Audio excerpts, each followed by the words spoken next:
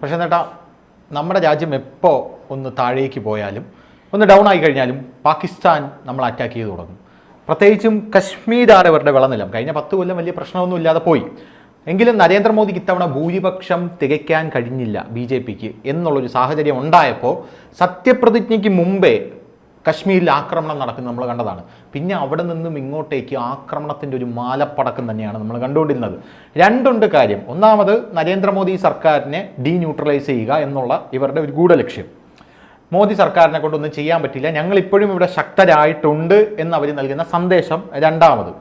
മൂന്നാമത്തെ ഒരു കാര്യമെന്ന് പറഞ്ഞു കഴിഞ്ഞാൽ, പാക് അധീന കശ്മീർ ഇന്ത്യ പിടിച്ചെടുക്കുമോ എന്നുള്ളൊരു ഭയം കാരണം ഉണ്ടാകുന്നു ഒരു ആക്രമണം.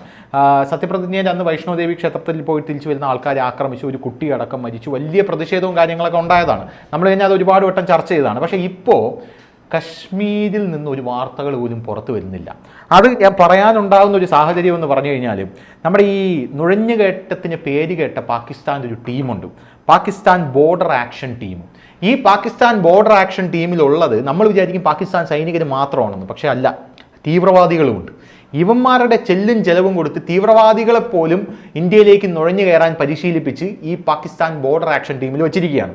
അപ്പോൾ ഇവരുടെ നുഴഞ്ഞു കയറ്റം തടയാനായിട്ടുള്ള മാർഗമായിട്ടാണ് ഇന്ത്യ മുന്നോട്ട് പോകുന്നത്. ഇപ്പോൾ ജമ്മു കാശ്മീരിൽ ബോർഡർ ആക്ഷൻ ടീമുമായി സൈന്യം ഏറ്റുമുട്ടൽ ഇപ്പോഴും തുടരുകയാണെന്നാണ് അറിയാൻ സാധിക്കുന്നത്. നമ്മുടെ ഒരു സൈനികൻ വീരമൃത്യു വരിച്ചു, 4 പേർക്ക് പരിക്കേറ്റു. ഒഡീഷയിൽ നിന്നുള്ള, അതായത് കൃത്യമായിട്ട് പറഞ്ഞു കഴിഞ്ഞാൽ ജമ്മുവിലേക്ക് ഒഡീഷയിൽ നിന്നുള്ള 2000 BSFകാരെ ഇവരെ മുഴുവൻ തുടച്ച് നീക്കാനായിട്ട് വിന്യസിച്ചിരിക്കുകയാണ്. വിന്യസിച്ച് കഴിഞ്ഞ ശേഷം സ്വിച്ച് ഇട്ട പോലെ വാർത്തകളൊന്നുമില്ല. അവിടെ എന്താണ് സംഭവിക്കുന്നത്? എന്താ പ്രശാന്തട്ടൻ തോന്നുന്നു? അവിടെ സംഭവിക്കുന്നതെന്ന് പറഞ്ഞാൽ ധനുഷ് പറഞ്ഞതുപോലെ ഇലക്ഷൻ്റെ സത്യപ്രതിജ്ഞയുടെ അന്ന് ഉണ്ടായ ദുരന്തത്തിലാണല്ലോ നമ്മൾ ശ്രദ്ധിക്കാൻ തുടങ്ങിയത്. അപ്പം പട്ടാളത്തിൻ്റെ ഇൻ്റലിജൻസ് റിപ്പോർട്ട് അനുസരിച്ച് 50 പാക് പട്ടാളക്കാണ് എന്ന് വെച്ചാൽ പരിശീലനം സിദ്ധിച്ച നമ്മുടെ ഏറ്റവും എല്ലാ രാജ്യങ്ങളിലും ഉള്ളതുപോലെ ഏറ്റവും പരിശീലനം സിദ്ധിച്ച കമാൻഡോസ് തന്നെ, വളരെ വിദഗ്ധന്മാർ, വളരെ റേഞ്ചിൽ ആയുധങ്ങൾ ഉപയോഗിക്കാൻ, വളരെ വിദഗ്ധമായിട്ട് ആയുധങ്ങൾ ഉപയോഗിക്കാൻ ഗറില്ല യുദ്ധമുറ എല്ലാം നടത്തി 50 പേരെ ഇന്ത്യയിൽ കടന്ന് കയറിയിട്ടുണ്ട്. അവർക്ക് അവരുദ്ദേശിച്ച കാര്യങ്ങൾ, ഇലക്ഷൻ അട്ടിമറിയായിരുന്നാണെന്ന് ഇവരുടെ അതൊന്നും നടക്കാത്തതുകൊണ്ട് സത്യപ്രതിജ്ഞയുടെ അന്ന് നമ്മുടെ ഈ ടൂറിസ്റ്റുകളെ കൊന്നുകൊണ്ടാണ് തുടക്കം. പക്ഷേ അതിനുശേഷം നിരന്തരം ആക്രമണം. അതായത് ഈ 50 പേരെന്ന് പറഞ്ഞാൽ ഏതാണ്ട് വളരെ കൃത്യമായിട്ട് കാര്യങ്ങൾ ചെയ്യാൻ പറ്റുന്നവരാണ്. അപ്പം നിരന്തരം ആക്രമിച്ച് ഒരു അശാന്തി ഉണ്ടാക്കുക. കാശ്മീരിലെ വേറൊരു കാര്യം കൊണ്ടുണ്ട്, 50 പേര് വന്നെങ്കിലും അവർക്ക് അവിടെ നിന്ന് ലോക്കൽ സപ്പോർട്ട് കിട്ടുന്നുണ്ടായിരുന്നു എന്നൊരു വാർത്ത. അതുണ്ടാവുമല്ലോ. അത് എപ്പോഴും കാശ്മീർ സ്വാതന്ത്ര്യം എന്ന് പറഞ്ഞാൽ ലോക്കൽ സപ്പോർട്ട് കാശ്മീരിൽ നിന്ന് കിട്ടുന്ന കാര്യമാണോ ധനുഷിന് അറിയാവുന്നത്?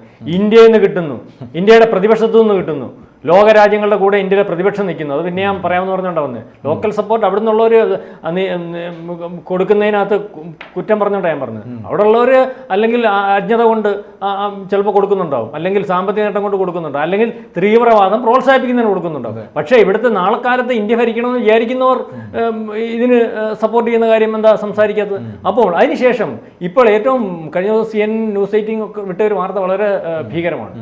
അതായത് ഈ 500ഓളം ഭീകരർ അതിർത്തിയിൽ തമ്പടിച്ചിരിക്കുന്നു. നേരത്തെ നമ്മൾ ഒരു അറ്റാക്ക് നടത്തിയ ഓർമ്മയുണ്ടല്ലോ, അന്ന് 100-400 പേരെ കൊന്ന. അതേപോലെ തന്നെ പോസ്റ്റുകളിൽ പാകിസ്ഥാൻ വാഹനങ്ങളിൽ, അതായത് അഫ്ഗാനിസ്ഥാനിൽ നിന്നും ബംഗ്ലാദേശിൽ നിന്നുമുള്ള തീവ്രവാദികൾ ഉൾപ്പെടെയുള്ളവരെ പാകിസ്ഥാൻ പട്ടാളത്തിന്റെ സഹായത്തോടു കൂടി വളരെ കൃത്യമായിട്ട് നമ്മുടെ ബോർഡറിൽ വിന്യസിച്ചിരിക്കുന്നു. തക്കൻ പാർക്കുമ്പോൾ കയറാൻ 500-ലധികം. അതിന്റെ ഫോട്ടോ ഉൾപ്പെടെയാണ് ന്യൂസ് 18 CNN റിപ്പോർട്ട് ചെയ്തിരിക്കുന്നത്.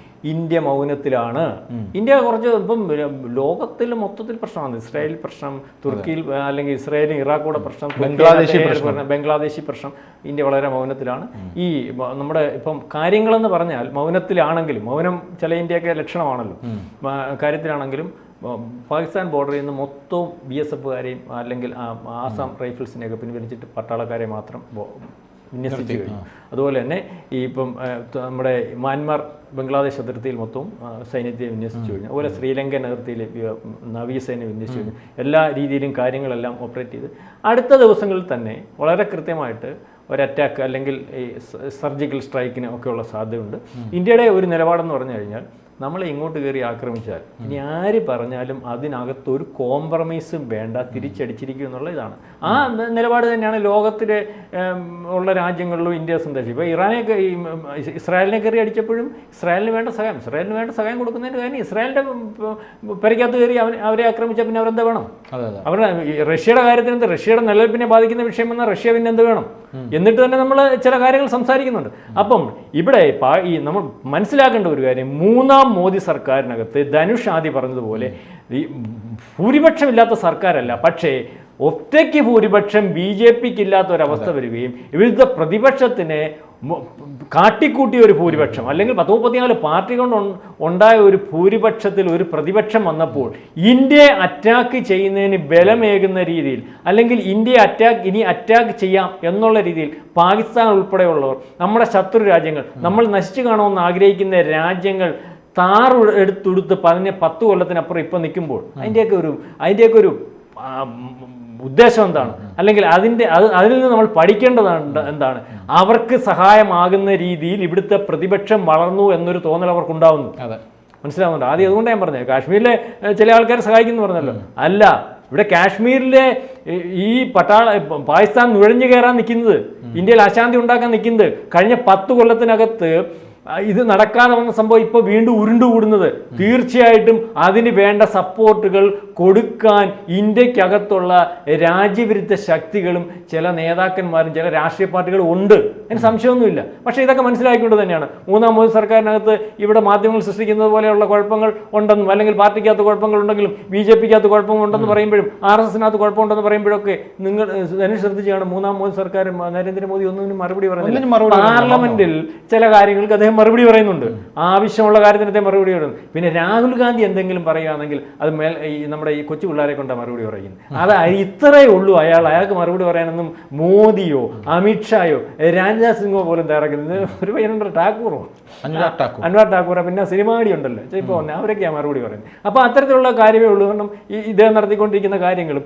ഇദ്ദേഹം പൊട്ടനാണെങ്കിൽ ആ പൊട്ടനെ ഉപയോഗിച്ച് രാജ്യത്തിന് കുഴപ്പമുണ്ടാകുന്ന രീതിയിലുള്ള സംവിധാനങ്ങളൊക്കെ വിദേശ രാജ്യങ്ങളും അല്ലെങ്കിൽ അമേരിക്കയും ജർമ്മനിയും നമ്മുടെ സൗഹൃദം ബാധിക്കുന്നുണ്ടെങ്കിൽ നമ്മുടെ നാശത്തിലേക്ക്. രാഹുൽ ഗാന്ധിയെ കുറിച്ച് പ്രശാന്ത് ഏട്ടൻ പറഞ്ഞ ഇത്തരത്തിലുള്ള ഒരു നിലപാട് 10 കൊല്ലം നമ്മൾ എടുത്തു. പക്ഷേ ഇപ്പൊ രാഹുൽ ഗാന്ധി കുറച്ചുകൂടെ ഫോക്കസ്ഡ് ആണെന്നാണ് പല ആൾക്കാരും പറയുന്നത്. രാഹുൽ ഗാന്ധി എന്ന് പറയുന്നത്, രാഹുൽ ഗാന്ധിയുടെ ഒരു ഉദാഹരണം ഞാൻ പറയാം. നരേന്ദ്രമോദി റഷ്യയിലോട്ട് പോയപ്പോൾ രാഹുൽ ഗാന്ധി മണിപ്പൂരിലോട്ട് പോയി. ഏറ്റവും കൂടുതൽ വാർത്താ പ്രാധാന്യം മോദിയെക്കാട്ടിലും രാഹുലിനാണ് ഇന്ത്യയിൽ കിട്ടിയത്. അല്ല, അതിപ്പോൾ രാഹുൽ ഗാന്ധിക്ക് ഇന്ത്യയിൽ മണിപ്പൂരിലോട്ട് പോയാൽ കിട്ടിയാൽ ഇന്നലെ തൊട്ട് അവിടുന്ന് വീണ്ടും അവിടുന്ന് വരുന്ന വാർത്ത ധനുഷ് കണ്ടില്ലായിരിക്കും അല്ലേ? അവിടുത്തെ 10,000 പേരെ തിരിച്ചറിഞ്ഞു കഴിഞ്ഞു. 10,000 പേരെന്ന് പറഞ്ഞാൽ ഈ പറയുന്നത് മ്യാൻമറിൽ നിന്ന് ബംഗ്ലാദേശിന് അവിടുന്ന് ഇവിടുന്ന് കയറി ഗ്രാമങ്ങൾ സ്ഥാപിച്ചവർ തിരിച്ചറിഞ്ഞു കഴിഞ്ഞു. എല്ലാത്തിനെയും പിടിച്ചകത്തിട്ടുകൊണ്ടിരിക്കുകയാണ്. ഇവരാണ് അവിടെ പ്രശ്നം ഉണ്ടാക്കിയിരിക്കുന്നത്. ഇവരായിരുന്നു ഇതിനെല്ലാം നേതൃത്വം കൊടുത്തത്. എൻ്റെ പൊന്ന് ധനുഷേ, ഇയാൾ എന്തിനാണ് അവിടെ മണിപ്പൂരിൽ പോയേക്കുന്നത്? ബ്രിട്ടീഷുകാര് അവിടുത്തെ ജനത്തെ വേർതിരിച്ച് നിർത്തി പ്രശ്നം ഉണ്ടായിക്കൊണ്ടിരിക്കുകയും അവിടെ ക്രിസ്ത്യാനിറ്റി അല്ലെങ്കിൽ മത പരിവർത്തനത്തിന് ശ്രമിക്കുകയൊക്കെ ചെയ്തതിൻ്റെ തുടർച്ചയായിട്ട് 55 കൊല്ലം അതുപോലെ ഇട്ടിരുന്നവരാണ് കോൺഗ്രസ്സുകാർ. കാരണം ബ്രിട്ടീഷുകാർ എന്ത് ചെയ്തോ അത് തന്നെയാണ് ഇന്ത്യയെ ഭരിച്ച കോൺഗ്രസ് ചെയ്തത്. അവരെ കൂട്ടി യോജിപ്പിക്കാൻ ഇവർ തയ്യാറായില്ല. ഇപ്പോൾ കൂട്ടി യോജിപ്പിക്കാൻ തയ്യാറാവുന്ന ഒരു സംവിധാനം വന്നപ്പോൾ ഈ പറയുന്ന അതിർത്തിയിൽ നിന്ന് കയറുന്ന ആൾക്കാർക്ക് സപ്പോർട്ട് വരത്തക്ക രീതിയിൽ ഇവിടുത്തെ രാഹുൽ ഗാന്ധി പ്രവർത്തിക്കുകയാണ്. അവിടെ ചെന്ന് ഏതെങ്കിലും ക്യാമ്പിൽ കയറി ഇരുന്നിട്ട് ഈ കുക്കിയുടെ ക്യാമ്പിൽ കയറി ഇരുന്നിട്ട് മറ്റവരെ കുറ്റം പറയും, മറ്റവരുടെ ക്യാമ്പിൽ കയറിയിട്ട് മൈദയെ കുറ്റം പറയും, എന്നിട്ട് അവിടുത്തെ കൊച്ചുങ്ങളെ പെട്ടിപ്പിടിച്ചിട്ട് ഫോട്ടോഷൂട്ട് നടത്തി പോകുന്ന ഒരു അവസ്ഥ. കഴിഞ്ഞ ദിവസം ഇനി അത് നമുക്ക് അടുത്ത ടോക്കിൽ സംസാരിക്കും. കഴിഞ്ഞ ദിവസം വയനാട്ടിൽ വന്ന് ഇദ്ദേഹം കാണിച്ചെന്തോ, അയാൾ 5 കൊല്ലം അയാൾക്ക് നിവർത്തിയില്ലാത്ത ഉടുതുണിക്ക് മറുതുണിയില്ലെന്ന് നമ്മൾ ഈ സാധാരണക്കാരൻ്റെ കാര്യം പറയത്തില്ല ഇല്ലാതെ ഇന്ത്യയിൽ അലഞ്ഞു നടന്നപ്പോൾ ഇവിടുത്തെ കേരളത്തിലെ വിഡ്ഢികളെന്ന് വിളിക്കാവുന്ന ജനങ്ങൾ അദ്ദേഹത്തെ അവിടെ നിന്ന് ജയിപ്പിച്ചു വിട്ടതാണ്. അയാൾ എന്ത് ചെയ്തു 5 കൊല്ലം വയനാടിന് വേണ്ടി? അയാൾ ദേശീയ നേതാവല്ലേ? ഈ പഠിക്കേണ്ടതെന്ന് പറഞ്ഞാൽ അദ്ദേഹത്തിൻ്റെ അമ്മയും അച്ഛനും ഒക്കെ മത്സരിച്ച മണ്ഡലങ്ങൾ ഇപ്പോഴും നോക്കിയാൽ മനസ്സിലാവും.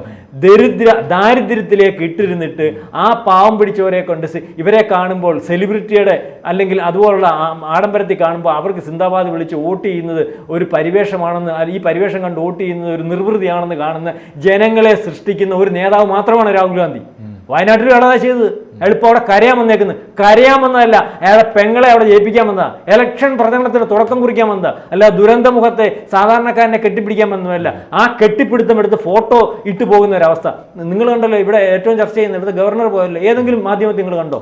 മാധ്യമങ്ങൾ വന്നപ്പോൾ ഗവർണർ പറഞ്ഞു ഇപ്പം ഞാൻ അങ്ങോട്ട് പോകുന്നില്ല, എൻ്റെ ഒരു കാര്യം അല്ലെങ്കിൽ ഞാൻ ഇവിടെ വന്നു എനിക്ക് കാണണം തിരിച്ചു പോകുന്നു, എനിക്കൊരു വാർത്താ പ്രാധാന്യം എല്ലാ കാര്യങ്ങളും ഏകോപിപ്പിച്ച് ജോർജ് കുര്യൻ ആരെങ്കിലും അറിഞ്ഞു, അല്ലെങ്കിൽ 100 രൂപയുടെ മഴക്കോട്ട് വിട്ടുകൊണ്ട് അവിടെ 150 രൂപയുടെ മഴക്കോട്ട് വെറും മുണ്ട് മടക്കി കുത്തി സാധാരണക്കാരൻ്റെ കൂട്ട് അദ്ദേഹത്തിന്റെ ജോലി ചെയ്യുന്നുണ്ട്, കർമ്മം ചെയ്യുന്നുണ്ട്, അതാരും അറിഞ്ഞില്ലല്ലോ, അത് പറയാൻ ആളില്ലല്ലോ. മനസ്സിലാവുന്നുണ്ടോ? അപ്പോൾ ഇത്തരത്തിൽ ഉള്ള രാഷ്ട്രീയ പ്രവർത്തനം അതുകൊണ്ട് നമുക്കറിയണ്ട. എന്തുവായാലും നമ്മൾ പറഞ്ഞു വന്നത് അതിർത്തിയിലെ വിഷയമാണ്. അതിർത്തിയിലെ വിഷയം ഇന്ത്യയുടെ മൗനം, അല്ലെങ്കിൽ ലോകത്ത് നടക്കുന്ന സംഘർഷങ്ങളല്ല ഇന്ത്യയുടെ മൗനം, ഇന്ത്യയുടെ അതിർത്തിയിലെ പാകിസ്ഥാനിലെ വിഷയം അത് കൈകാര്യം ചെയ്യാൻ തന്നെയാണ് തീരുമാനം എന്നാണ് നമുക്ക് തോന്നുന്നത്. അതിനുവേണ്ടിയുള്ള സന്നാഹങ്ങളും ഒരുക്കങ്ങളും ഒക്കെ നരേന്ദ്രമോദിയുടെ സർക്കാർ നടത്തിക്കഴിഞ്ഞു. അതിവിദൂരമല്ലാതെ അവിടെ ഒരു അറ്റാക്ക് പ്രതീക്ഷിക്കാം. അതില്ലെങ്കിൽ അവിടുത്തെ സംഘർഷം ഒഴിയുന്ന ഒരവസ്ഥ ഇല്ല. അങ്ങനെ പ്രതീക്ഷിച്ചു. മൂന്നാമത്തെ ടേമിൽ എന്തായിരുന്നാലും മൊത്തം തുടച്ചു നീക്കിയിട്ടേ മോദി സർക്കാർ ഇറങ്ങുമെന്ന് നമുക്ക് പ്രതീക്ഷിച്ചുകൊണ്ട് നിർത്താം. ഓക്കെ.